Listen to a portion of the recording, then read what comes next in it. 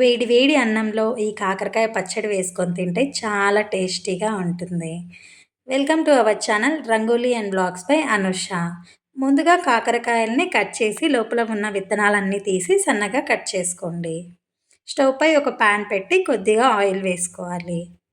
1 spoon ధనియాలు, 1 spoon జీలకర్ర వేసి వేయించుకోవాలి.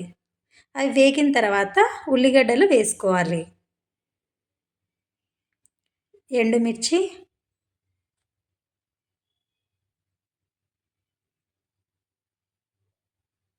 కట్ చేసిన కాకరకాయ అన్నీ వేసి ఒకసారి బాగా కలుపుకోండి. అంతా కలిసిన తర్వాత ఉప్పు వేసుకోవాలి. ఒక 4 ఎల్లిపాయలు కూడా వేసుకోవాలి. ఇదంతా ఒక 10 మినిట్స్ పాటు కలుపుతూనే ఉండాలి. అంతా కుక్ అయిన తర్వాత ఇందులో కొద్దిగా చింతపండు వేసుకోండి.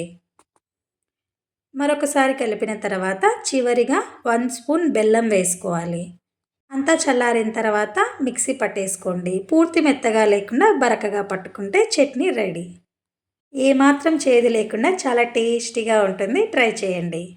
నచ్చితే సబ్స్క్రైబ్ చేసుకోండి.